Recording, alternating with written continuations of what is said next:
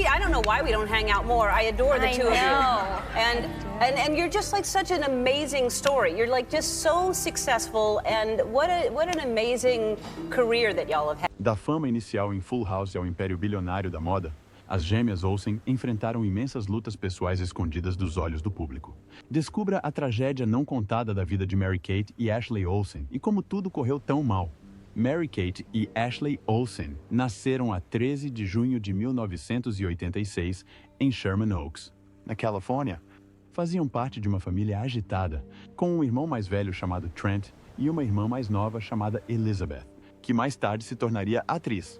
Os seus pais, David Olsen e Janet, acabaram por se divorciar em 1995, o que levou à adição dos meios-irmãos Courtney Taylor e Jake, do segundo casamento do pai. Desde muito jovens que a vida dos gêmeos foi tudo menos comum.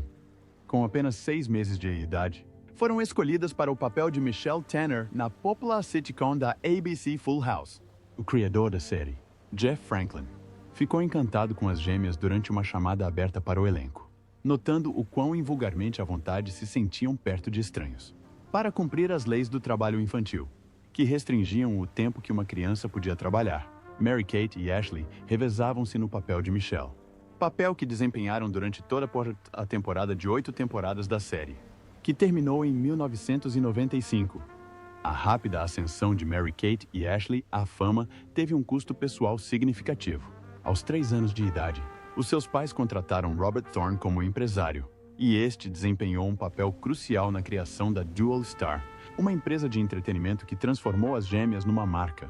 Esta mudança expandiu a sua influência para além da televisão, incluindo filmes, livros, música e produtos. Surpreendentemente, aos 6 anos, as gêmeas Olsen já se tornaram as produtoras mais jovens de Hollywood. Aos 10 anos, já eram milionárias por esforço próprio. Apesar do sucesso, a infância das gêmeas esteve longe de ser típica. Numa entrevista franca à Nylon, Ashley refletiu sobre os seus primeiros anos na indústria, explicando como se envolveram profundamente no negócio desde muito jovens. Estamos realmente envolvidos no processo desde o início, disse ela, mesmo quando tínhamos apenas 10 anos de idade. No entanto, este envolvimento teve um preço. O trabalho constante deixava pouco espaço para que fossem simplesmente crianças. Mary-Kate fez eco destes sentimentos numa entrevista de 2010 à revista Marie Claire, onde descreveu a sua criação como algo que não desejaria a ninguém. Contou como olhar para fotografias antigas a fazia sentir-se desligada do passado, comparando as suas experiências a serem pequenos macacos artistas. A ascensão meteórica das gêmeas à fama foi mais um acidente do que um caminho planeado. A mãe enviou uma fotografia das meninas para uma agência de casting por impulso, o que as levou a participar em 3 é demais. No entanto, a jornada não foi isenta de dificuldades. John Stamos, que interpretou o tio Jesse em Full House, admitiu que trabalhar com os gêmeos foi, por vezes, desafiante. Confessou à Entertainment Weekly que o choro frequente deles dificultava as filmagens. A certa altura, os produtores até voltaram a escalar o papel. Mas, no final de contas, Mary-Kate e Ashley foram trazidas de volta porque as suas substitutas não resultaram. O Washington Post noticiou que, durante a primeira temporada, Mary-Kate fez a maior parte das filmagens porque Ashley tinha demasiado medo de estar no set. A sua fama inicial teve um lado negro. A imprensa e o escrutínio público eram implacáveis, ignorando muitas vezes o fato de que eram apenas crianças. Num perfil de 1991, Jay Matthews, do Washington Post, mencionou a paixão da sua família pelos gêmeos, apesar do seu pouco talento para a representação. Esta atenção e pressão constantes contribuíram para as lutas posteriores dos gêmeos com a sua identidade e saúde mental. A história das gêmeas Olsen tomou um rumo mais sombrio à medida que cresciam sob os holofotes implacáveis. A vida depois de 3 é demais não se resumia apenas a deixar uma série adorada. Era também sobre lidar com a desintegração de uma família. Em 1995, os seus pais, Dave e Johnny Olsen, divorciaram-se, destruindo a estabilidade que os gêmeos conheciam. Não foi uma separação qualquer. Coincidiu com o fim de 3 é demais e a dissolução do império que os tornara nomes conhecidos.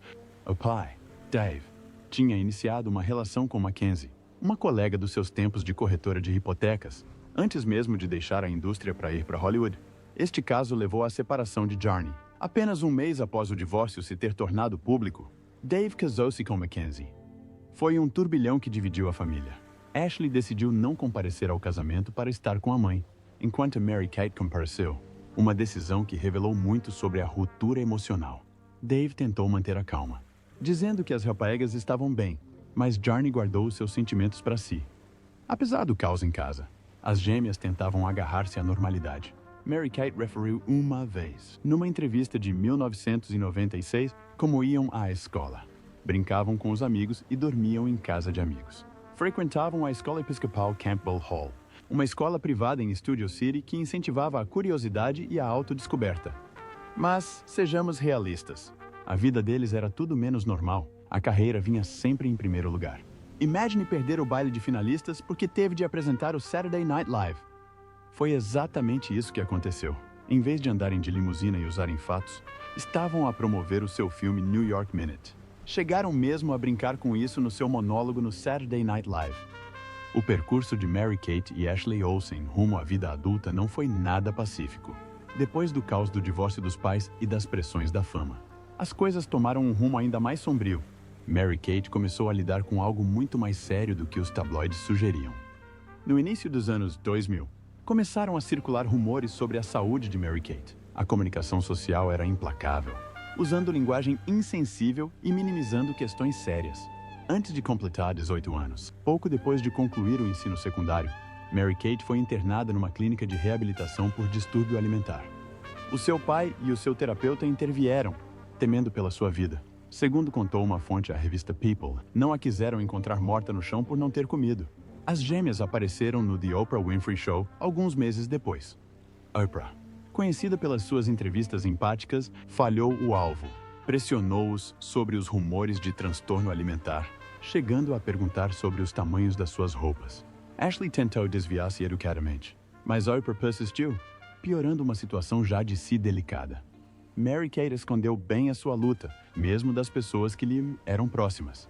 Danny Gordon, realizador do New York Minute, recorda-se de ter comido com ela e de não ter notado nada de errado. O Dr. Drew Pinsky, que interpretou o pai deles no filme, também não notou qualquer sinal. Esta capacidade de mascarar a dor é comum entre pessoas com distúrbios alimentares. Numa entrevista de 2008 à revista Elle, Mary-Kate abordou finalmente a sua anorexia. Falou sobre a dificuldade de pedir ajuda e de ser honesta consigo mesma. Não quero passar a vida de olhos fechados, diz. Enquanto Mary-Kate lutava nos bastidores, o mundo continuava a observar. Circulavam rumores de vício da cocaína, alimentados pela sua magreza extrema e pela imagem de baladeira exagerada que os mídia pintavam. As gêmeas chegaram a gozar com a situação durante um episódio do Saturday Night Live, gritando, "Estás tão magra, come uma sanduíche." Mas a realidade estava longe de ser engraçada.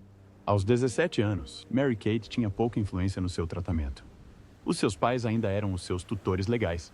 Ela optou por continuar o tratamento ambulatório durante o primeiro semestre na NYU, mas mesmo esse plano falhou. Como se não bastasse lutar contra os demônios pessoais, a busca de Mary-Kate e Ashley Olsen por uma vida normal na NYU tornou-se um novo campo de batalha. Tinham grandes expectativas para a experiência universitária e matricularam-se em setembro de 2004. Os gêmeos investiram $7,3 milhões numa penthouse no West Village, para a qual nunca se mudaram, abandonando a vida típica de dormitório universitário. Mas os seus sonhos de ensino superior depressa se desfizeram. Logo surgiram relatos de que as gêmeas estavam super cansadas. Mary-Kate, em particular, foi apanhada a faltar às aulas. Especulou-se que ela poderia fazer algum tipo de programa de estudos independente para conciliar a vida entre Nova York e Los Angeles. Por fim, Mary-Kate tirou uma licença, o que gerou rumores de uma segunda temporada em tratamento para distúrbios alimentares. Na verdade, ela já contava com uma sólida rede de apoio, incluindo equipes de terapeutas, nutricionistas e coaches alimentares. Ashley logo seguiu o exemplo.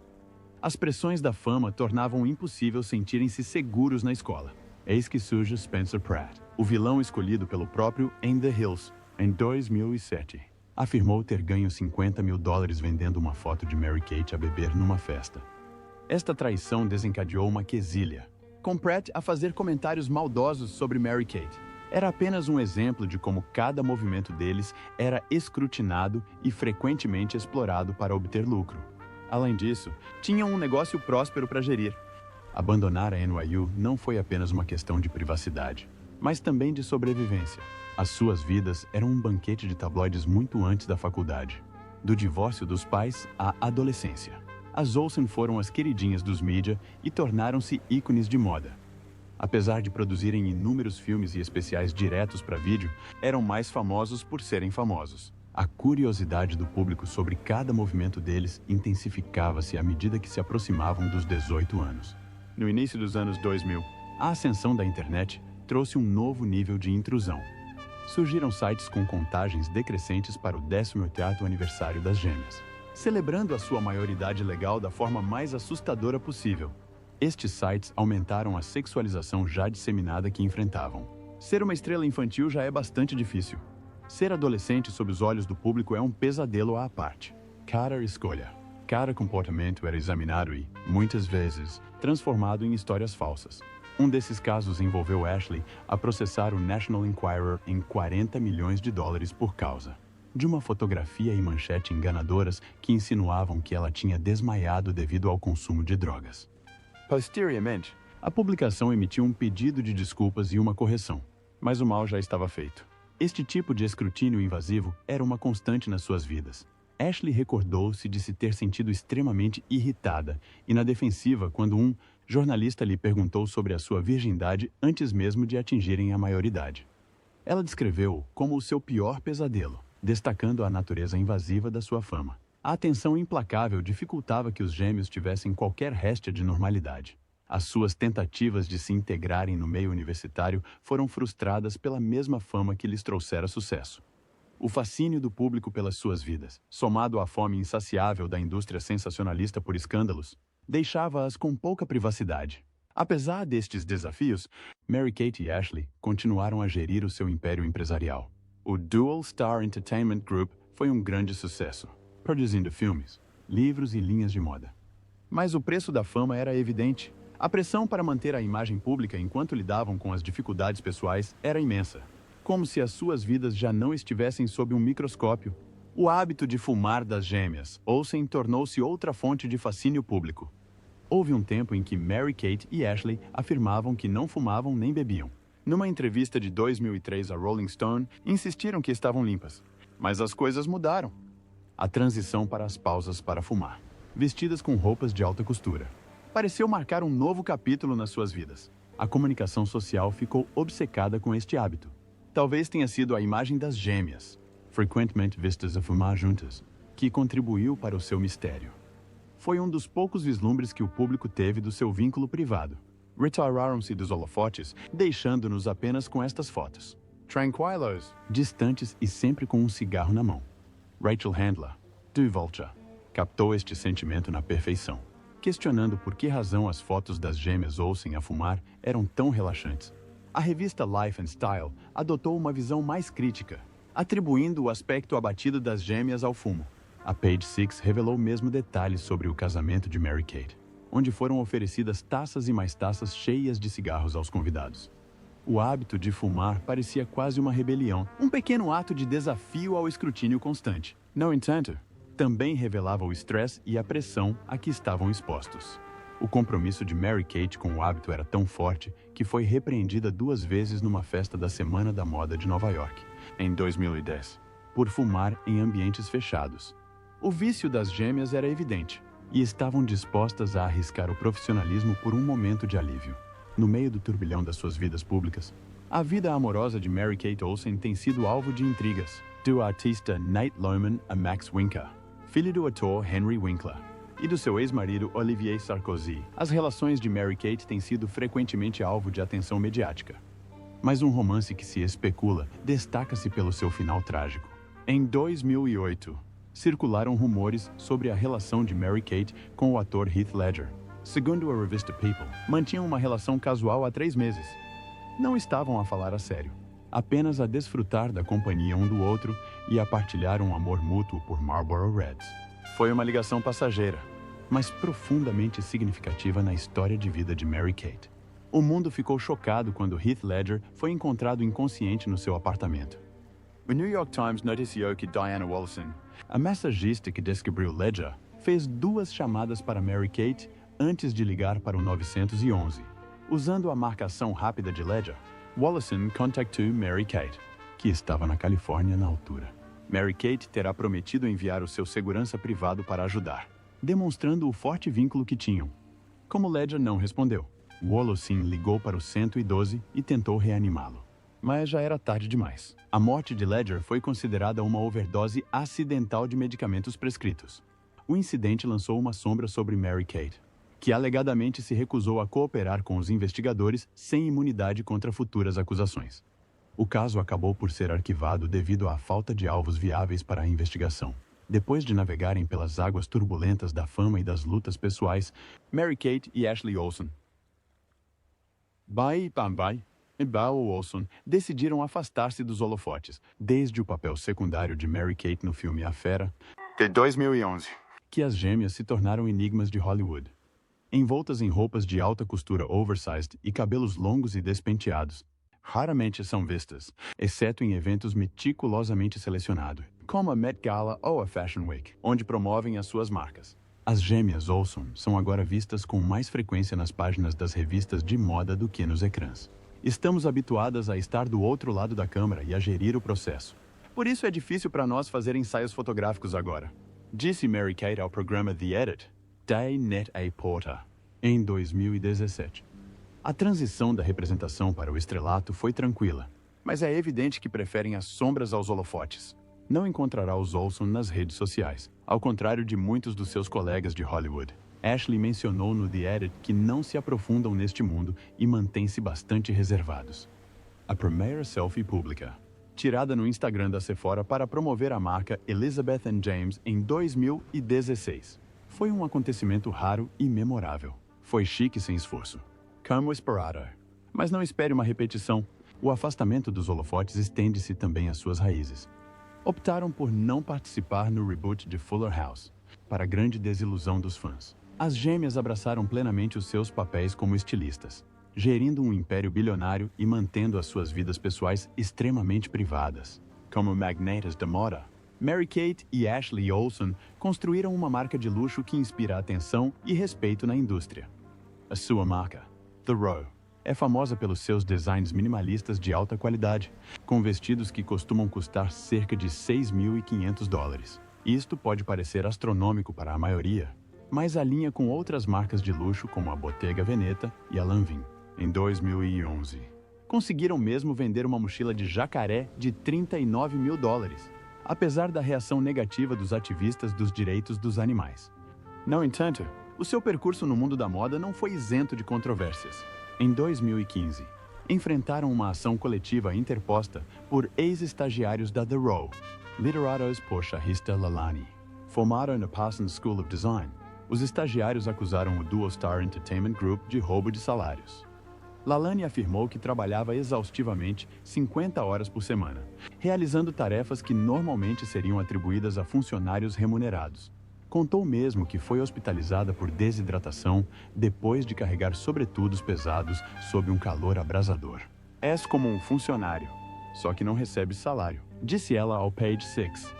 As duras condições de trabalho levaram muitos estagiários às lágrimas por tarefas simples, como ir buscar café e tirar fotocópias. O processo alegava que os estagiários deveriam ter sido remunerados com o salário mínimo e horas extra pelo trabalho. Embora os representantes dos Olsen tenham considerado o processo sem mérito, acabaram por chegar a um acordo extrajudicial. O acordo envolveu o pagamento de $140 mil, divididos entre 185 estagiários, em reconhecimento das dificuldades enfrentadas por aqueles que contribuíram para o império da moda.